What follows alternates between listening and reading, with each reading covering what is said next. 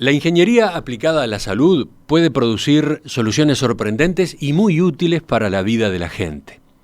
Por ejemplo, en una persona que sufrió una hemiplegia, ¿puede volver a moverse normalmente la pierna del lado afectado? La ciencia responde que sí. El Instituto de Investigaciones Biológicas Clemente Estable y la Facultad de Ingeniería de la Universidad de la República trabajan desarrollando terapias y dispositivos para rehabilitar el movimiento muscular en pacientes con formas de parálisis. Las investigaciones involucran también al Programa de Desarrollo de las Ciencias Básicas, PDCIBA, y la ANI, la Agencia Nacional de Investigación e Innovación. Invitado por estas instituciones, se encuentra en estos días en Montevideo un científico uruguayo que es pionero en esta materia a nivel internacional. Se trata de Andy Hofer, doctor en biofísica, que está radicado en Canadá, donde dirige el laboratorio de neurokinesiología de la Simon Fraser University. ¿En qué consisten las charlas que viene dando? ¿Cuáles son las patologías en las que se ha centrado? ¿Qué desarrollos ha realizado en su laboratorio? ¿Qué posibilidades hay de aplicar acá en Uruguay sus investigaciones? Bueno, de eso es que vamos a conversar en los próximos minutos. Está con nosotros el profesor Andy Hofer. Buen día, Andy. Buen día, Emiliano. Y también está el doctor en Ingeniería Eléctrica Julián Orellón, integrante del grupo de microelectrónica del Instituto de Ingeniería Eléctrica de la Facultad de Ingeniería de la Universidad de la República. Julián, también bienvenido. Muchas gracias. Les cuento que es un gusto para mí recibir de nuevo al doctor Hofer, con quien conversé aquí en Perspectiva en el año 2010. En una entrevista que resultó francamente apasionante. Los oyentes van a poder acceder a ella en nuestro archivo, en perspectiva.net. Pero, doctor Hofer, ¿podemos empezar explicando cuál es su especialidad? Usted es neurofisiólogo, ¿no? Sí, neurofisiólogo. Estudio las conexiones del sistema nervioso muscular, los circuitos de control que normalmente se usan para controlar todo tipo de movimiento, los aspectos de sensación que participan importantemente en poder controlar movimientos, y qué pasa cuando falla algo por un trauma o enfermedad que causa, por ejemplo, parálisis, hemiplegia en el caso mencionado, puede ser paraplegia, tetraplegia o muchas diversas causas, pero en todo caso termina con imposibilidad o dificultad de mover alguna parte del cuerpo. ¿Y qué se puede hacer? Y en particular, aunque yo en mis cursos enseño todo el gamut que existe, desde férulas hasta lo más avanzado, pero en general son aplicaciones ahora que utilizan estimulación eléctrica para rescatar músculos que cuando están en desuso, porque ya no se pueden acceder voluntariamente, se atrofian rápidamente y masivamente, pero se puede recobrar el tamaño del músculo, la fuerza y la resistencia a la fatiga con un tratamiento de estimulación eléctrica. Realmente no lleva tanto tiempo, en 6 semanas se puede recuperar bastante fuerza. Se transforma el músculo cuando se atrofia y se transforma nuevamente de otra manera cuando se estimula, pero se puede usar de nuevo, pero ahora lo importante es cómo controlar ese músculo. Son dos cosas entonces. Son dos cosas. Recuperar el músculo. Ahí está. Y que la persona sea capaz de controlarlo. Exacto. ¿A eso se dedica usted, básicamente? Sí, básicamente. ¿Desde cuándo? Yo qué sé, desde que obtuve el doctorado en el año 75, el tema de mi doctorado fue el diseño de un nuevo tipo de electrodo permanentemente implantable para hacer conexiones con nervios periféricos. Y esa tecnología tiene muchas aplicaciones. Se puede registrar señales en los nervios periféricos, que era el tema de mi tesis. También se puede usar para estimular nervios y para controlar músculos. Es una manera confiable de poner electrodos permanentemente en el cuerpo, en lugares que uno uno sabe que necesita. Es un campo fascinante, ¿no? Es un campo impresionante por todas las posibilidades que abre, ¿no? Por las soluciones que brinda. El oyente debe estar reclamando en este momento ejemplos. Yo mencioné uno en la introducción, pero capaz que para ser más concretos todavía podíamos basarnos en el que usted contó en aquel reportaje del año 2010.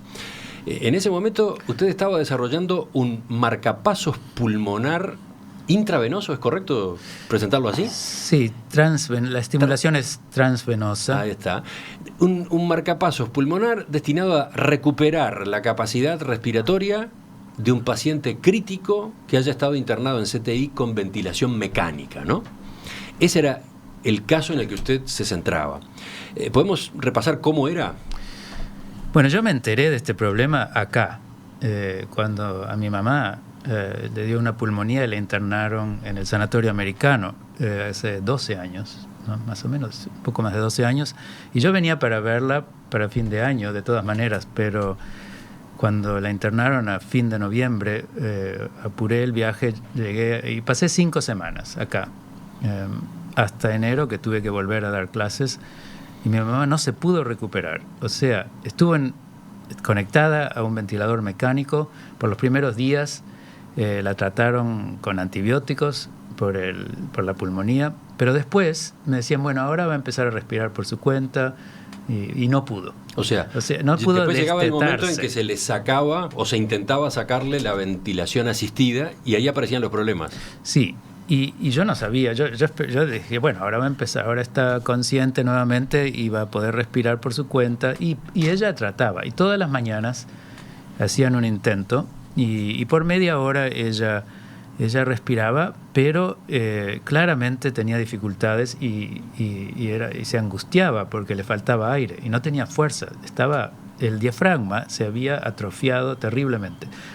Y yo sospeché que cualquier músculo que está en desuso se atrofia, pero no sabía en ese entonces la velocidad con que se atrofia el diafragma, que es un músculo que está acostumbrado a nunca parar.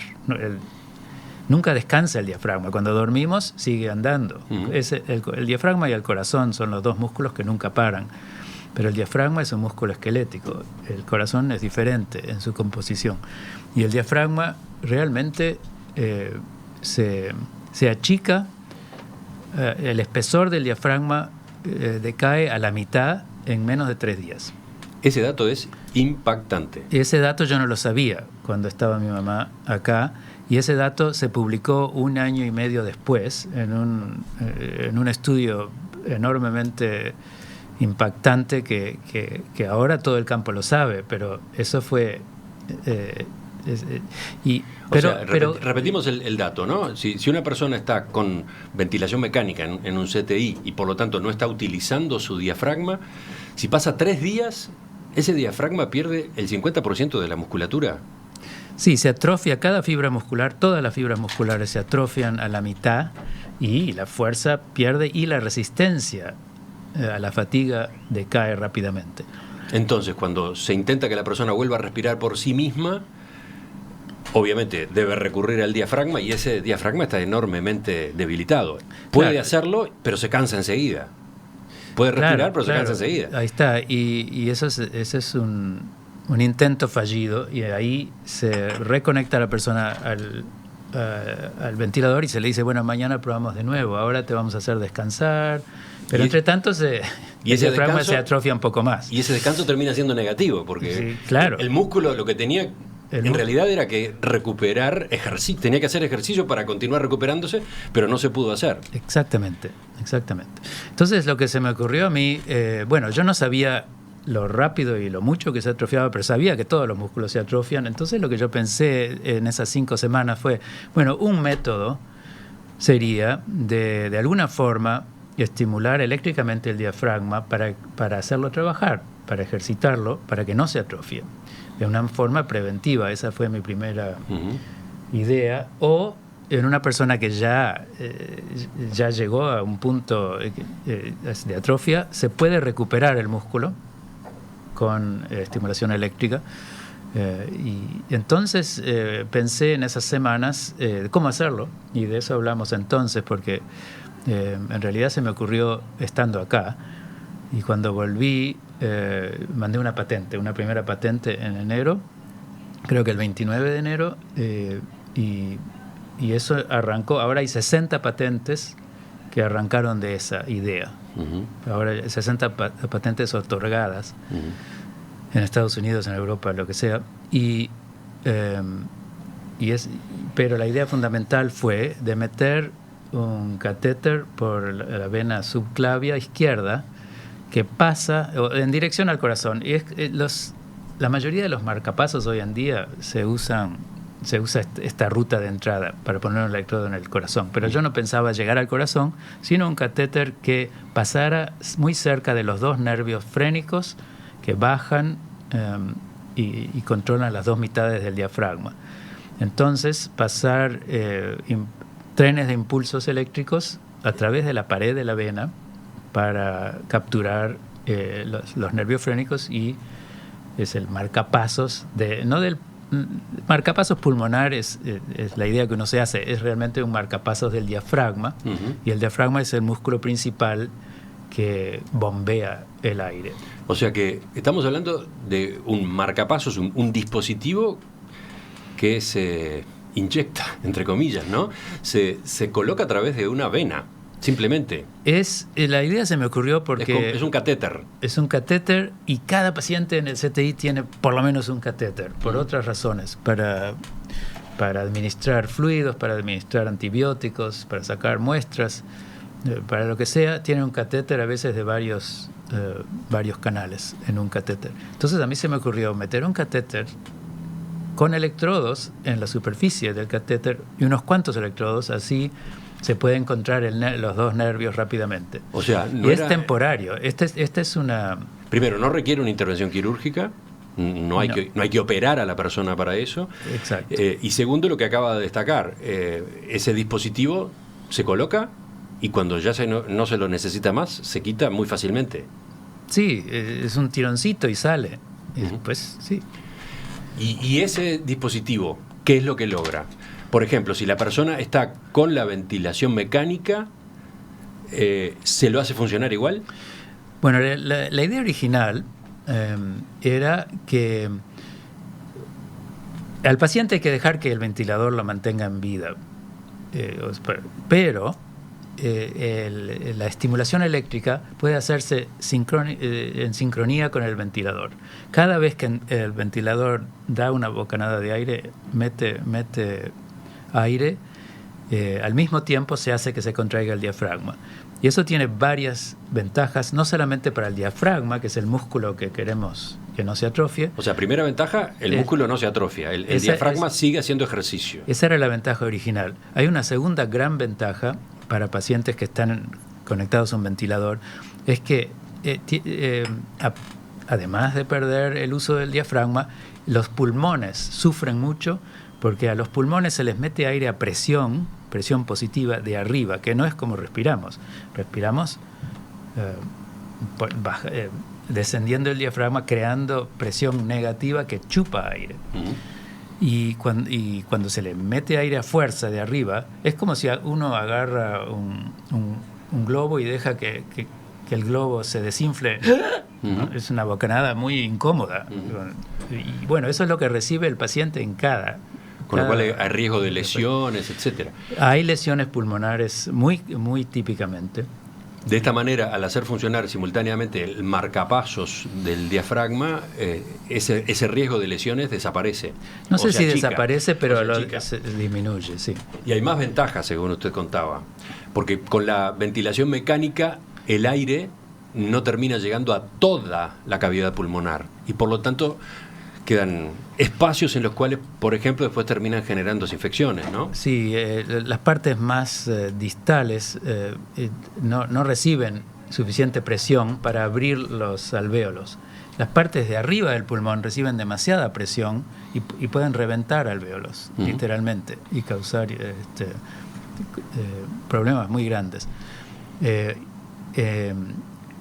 Y hay otras partes a las que el aire no llega. Las partes que el aire no llega, creo que se dice atelectasis, no sé cómo se dice en español, atelectasis, es una un problema que le pasa también a pacientes que están bajo anestesia general por horas. Salen con una pulmonía después, causada por estar conectados al ventilador. Si está funcionando el marcapasos, eso se evita. Se reduce o en el mejor de los casos se evita completamente. Esa es la idea.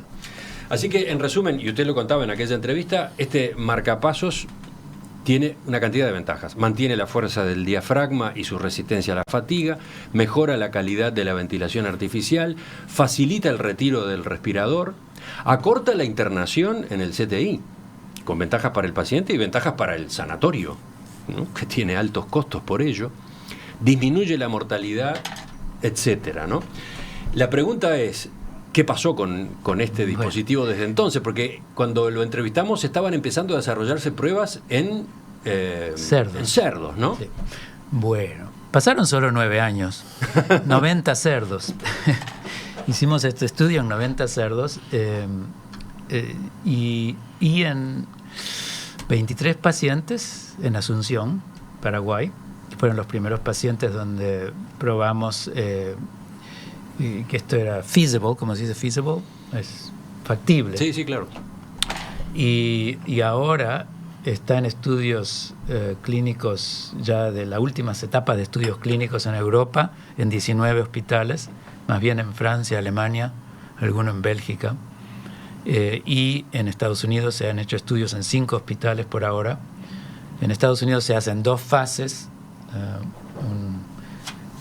una fase piloto, que no me acuerdo si eran 13 o 16 pacientes, algo así. Después se le muestran los datos a la FDA y ahora dieron la luz verde para el estudio final en Estados Unidos, que va a ser 300 pacientes. Ese es el estudio definitivo que, si el resultado es lo que esperamos que sea, se da el permiso para que se pueda vender el producto. Usted decía recién, han pasado nada más que 9 años. Son procesos largos estos, pero ya estamos muy cerca, ¿no? Sí, los productos, especialmente productos médicos que requieren implantación, y aunque esta es una forma ligera de implantación, igual hay un catéter adentro del cuerpo. Y es una cosa nueva que nunca se ha hecho. Hay que pasar por muchas etapas. Y en Europa es un poco más rápido, ya está más avanzado el estudio final porque hay uno solo, y para septiembre de este año 2019 tendría que terminarse ese estudio y recibir el permiso para ventas en Europa. En Estados Unidos va a llevar un poco más porque el estudio empezó un poco más tarde y son 300 pacientes. Sin embargo, o sea, y parte de esto era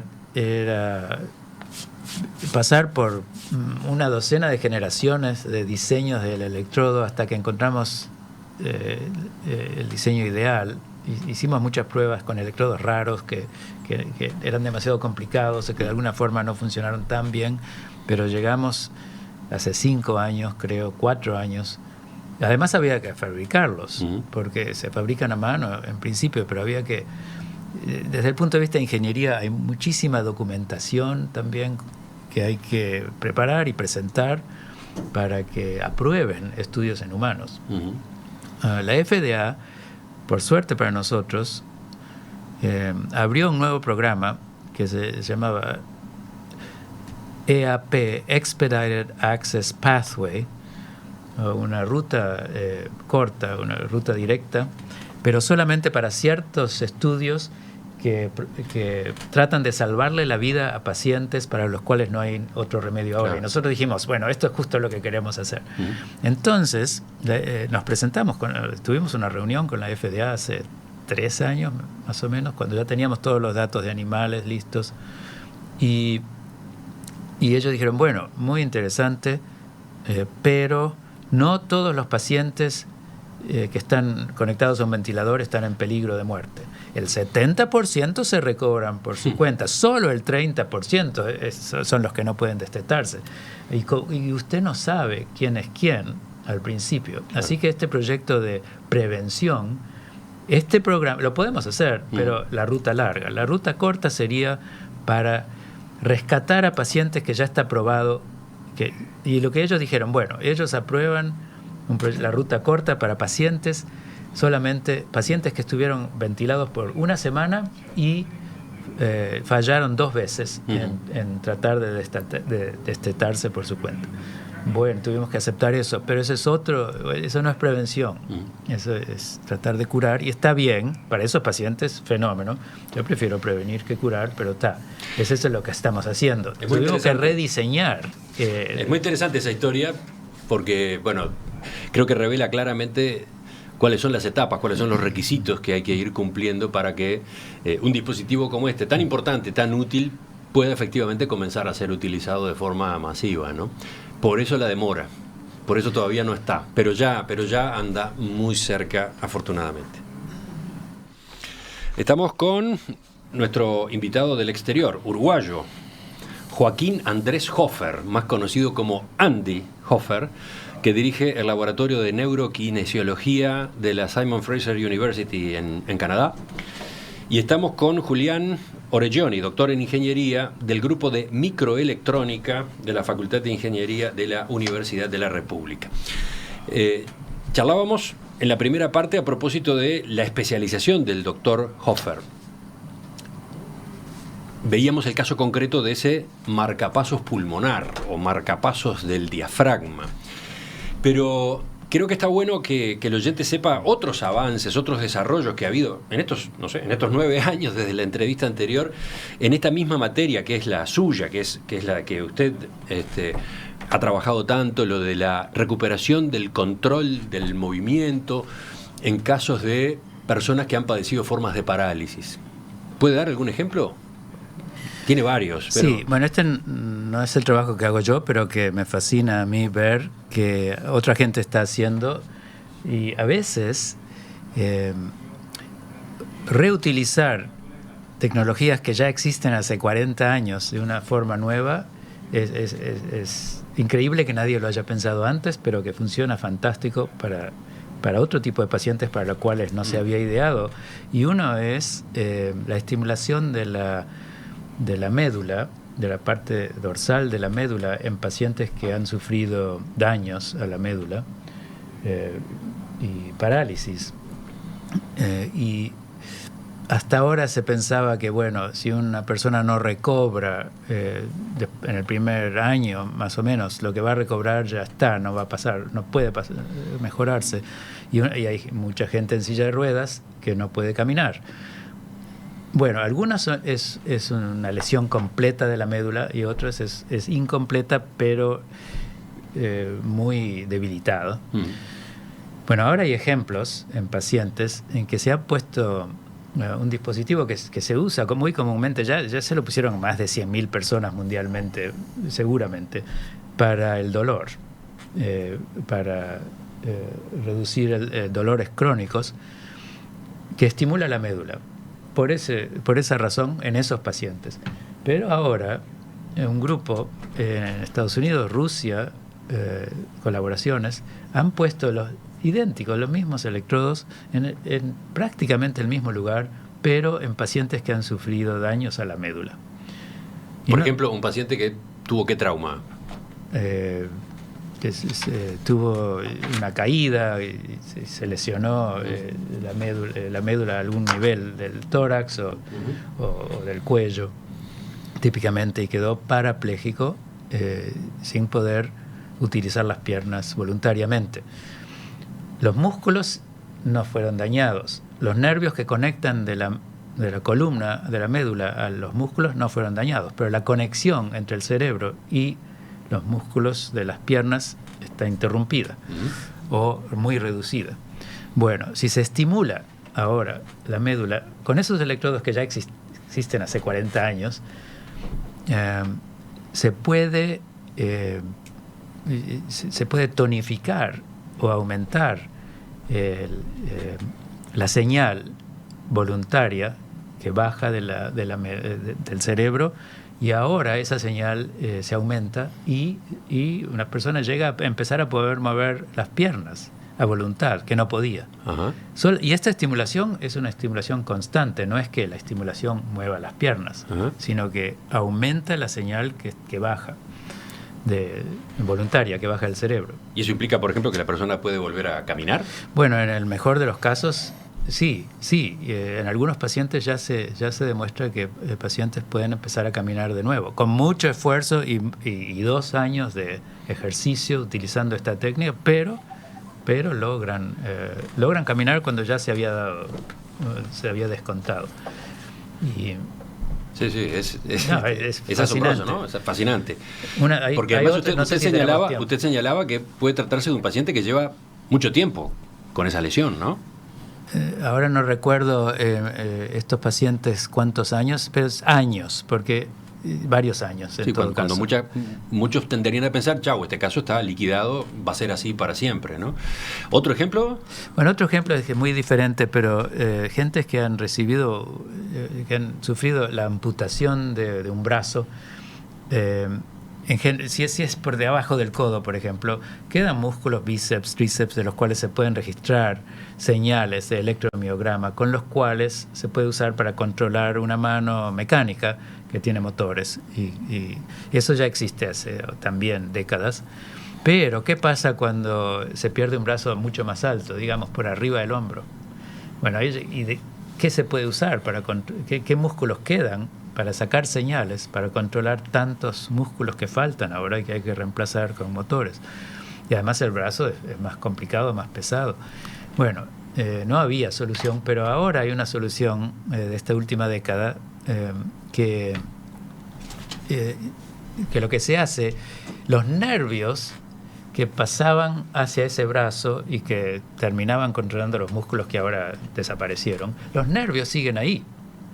Entonces los nervios se pueden injertar en músculos que quedan del pecho, de la espalda, y los nervios que se injertan en un músculo después regeneran y crecen. Eso fue parte del curso que estamos dando. Y en este caso se reconectan en puntos que el cirujano puede elegir.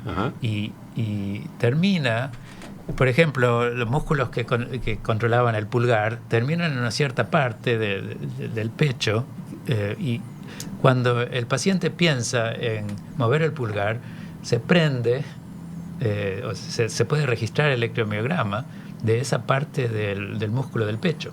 Y así hay un mapa ahora entre el pecho y la espalda, donde se pueden recobrar el uso funcional sin pensar. El paciente no tiene esos músculos del pecho y de la espalda funcionan como auxiliares para que pueda esa persona controlar un brazo artificial, por ejemplo. Sí, los músculos en sí, uno ve que se contraen, unas pequeñas contracciones. Eso no sirve para nada. Pero si uno pone electrodos por arriba de la piel, y estos son electrodos externos, se pueden poner permanentes también, se puede registrar un patrón de señales que, bueno, ahora hay que descifrar, pero está todo ahí.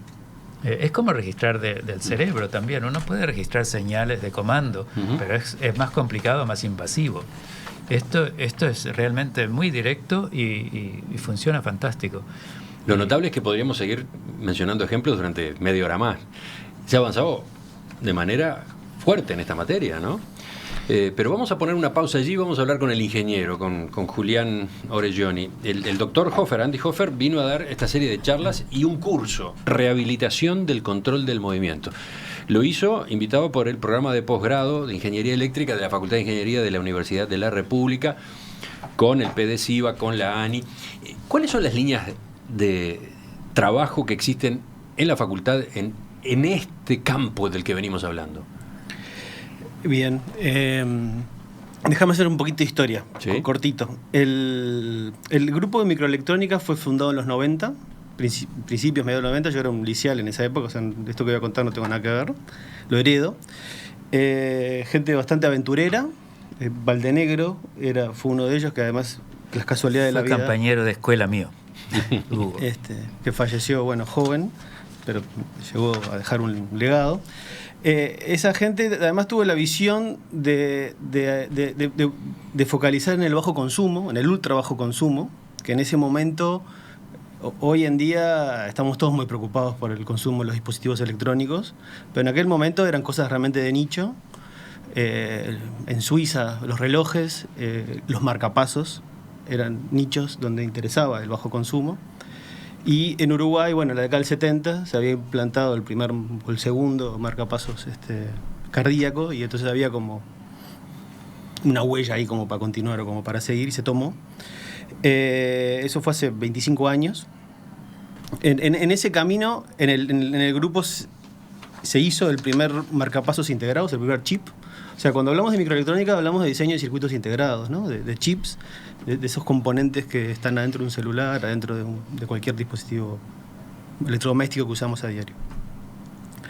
Dentro del grupo trabajamos en cosas más como tecnologías de base, transferencia inalámbrica de energía, circuitos digitales, bajo voltaje, y también trabajamos en cosas, en aplicaciones. Uh-huh. Siempre hablando de circuitos de electrónica.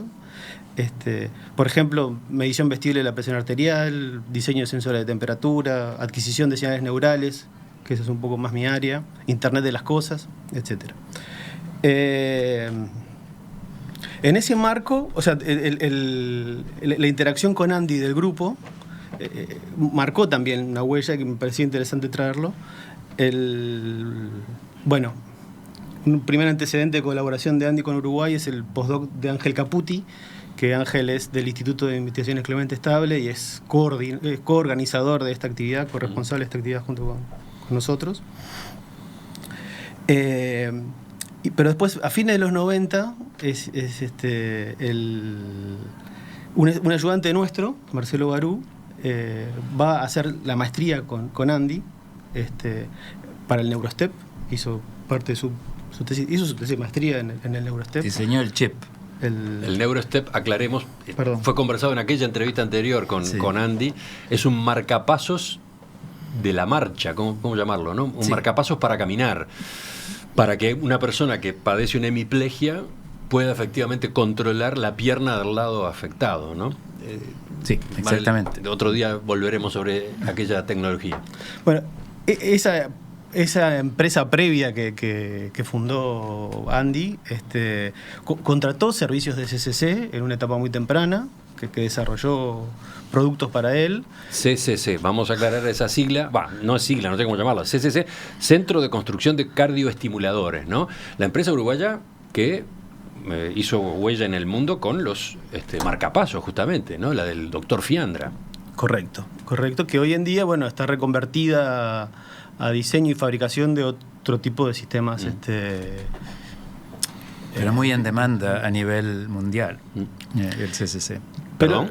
El CCC sirve para fabricar para terceras partes a muchas compañías del mundo, y no hay muchas otras compañías como el CCC. Es admirable y no se sabe suficiente sobre eso acá en Uruguay. Lo que usted señala es que en todo caso conocemos de CCC el papel que jugó en el desarrollo de los marcapasos. Pero esa es una etapa que ya terminó en realidad, ya no fabrican marcapasos. Y ahora fabrican dispositivos implantables que parecen marcapasos, pero para otros usos, por ejemplo para el dolor o para cosas como lo que tratamos de hacer con el Neurostep.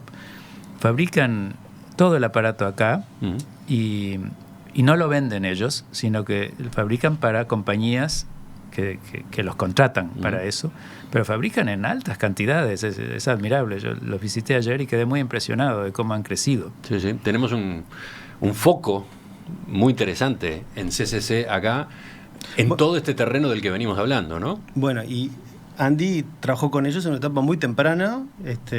También trabajó con otra empresa, un spin-off de nuestro grupo que se llamó Nanowatics, una empresa mucho más chica, que hizo desarrollos para el Neurostep, si no estoy mal informado, y también para el Lung Pacer, o sea, para el marcapasos pulmonar. O sea, muchas de estas ideas que estuvo hablando hoy Andy fueron, gracias a él obviamente, implementadas en parte en Uruguay a través de estas empresas, a través de la propia facultad. Eso es bueno subrayarlo. Varios de estos trabajos del doctor Hofer se hicieron con participación de profesionales uruguayos, ¿no?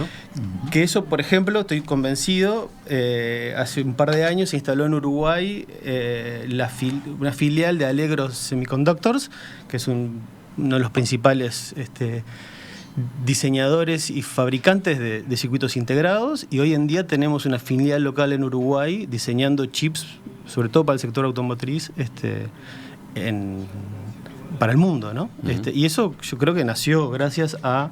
No gracias a Andy, obviamente, pero son esos granitos de arena que fueron generando el know-how que nos permitieron hoy tener, por ejemplo, ese tipo de experiencias. Nosotros en el grupo, en cuestiones de rehabilitación del control motor, creo que, o sea, nuestro trabajo más fuerte quizás fue a nivel del NeuroStep, en esos trabajos que hicimos para Andy, ya hace capaz que 20 años. Más recientemente, en colaboración con Caputi, hemos hecho foco en lo que es el registro de señales neurales. Esa fue mi tesis doctoral. Y bueno, y en realidad lo que veíamos con Ángel Caputi, es que en ingeniería tenemos cierto camino andado, en el Clemente Estable hay también cierto camino andado.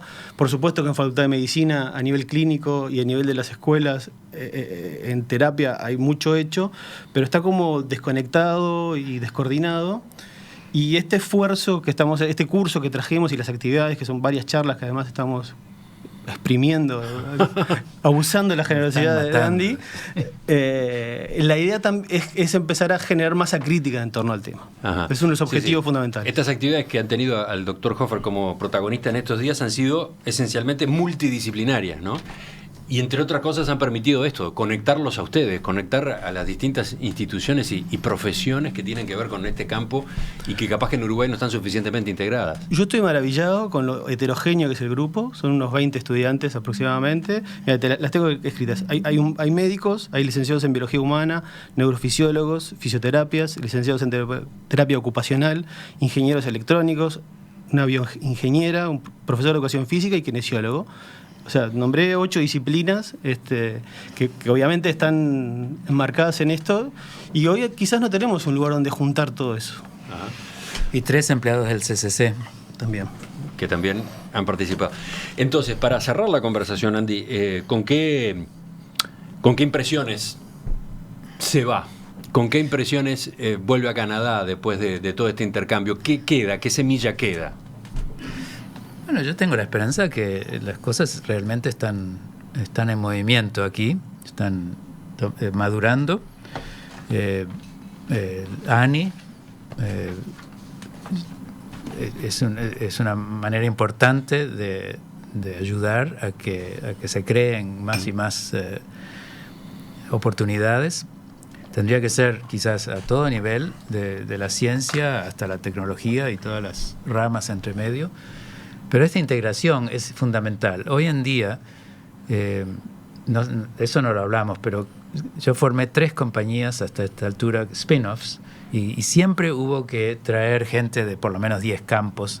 O sea, son grupos chicos de 20 personas, pero representan 10 formaciones. Y eso se puede hacer acá, porque las hay. Hay gente, y la gente que participa en el curso se está llegando a conocer entre ellos también. No sé lo que va a salir de esto, pero hay potencial de que alguien tenga una idea y se la lleven para adelante nomás. Ese es como otro tema, ¿no? El desarrollo de empresas dedicadas a este tipo de tecnologías. Ese es otro know-how, ¿no? Yo aprendí mucho ahí, aprendí y repetí los mismos errores que hice la primera vez.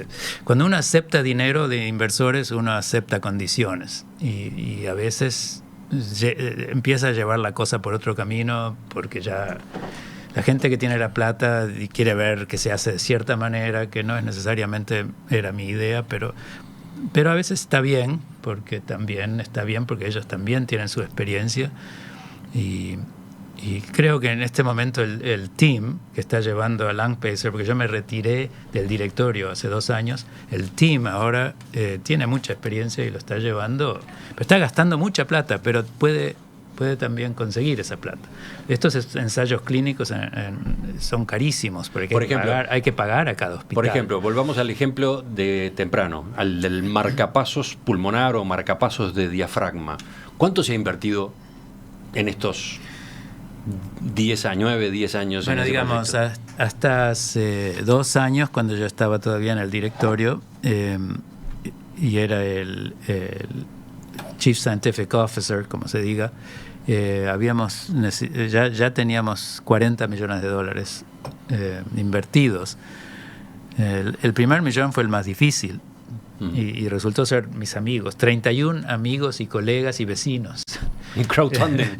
Sí, y eso fue más o menos cuando la primera entrevista, ahí empezamos. Pero entre tanto después entraron inversores, grupos de inversores más serios, y inevitablemente ahora de Estados Unidos, porque Canadá también es chico, así como Uruguay es chico relativamente, Canadá también es chico para conseguir suficiente inversión, y hay que ir a Estados Unidos, y después ya se sabe que en Estados Unidos les gustan hacer las cosas a su manera, y eso puede ser problemático, pero está. ¿Julián? No, yo... Steve Jobs dijo a principios de siglo, las mayores innovaciones de este siglo van a salir de la intersección, de la interacción entre la biología y la tecnología. Acá el laboratorio de Caputi es un laboratorio referente internacional en temas de neurociencias. Nuestro laboratorio, dirigido por Fernando Silveira, es referente en chips implantables para biomedicina. Y bueno, con este apoyo de Andy creo que avisoro cosas positivas, digamos. ¿Qué les parece si volvemos a charlar con ustedes en cualquier momento de todo esto? Encantados. Con el Instituto de Investigaciones Biológicas Clemente Estable, con la Facultad de Ingeniería de la Universidad de la República, con CCC, tenemos que volver a charlar con CCC. Creo que quedan todas esas puertas abiertas para notas que van a ser seguramente muy, muy provechosas para la audiencia. Andy, gracias por visitarnos. Mi placer es mío. Julián también. Muchas gracias. Hasta la próxima. Sí.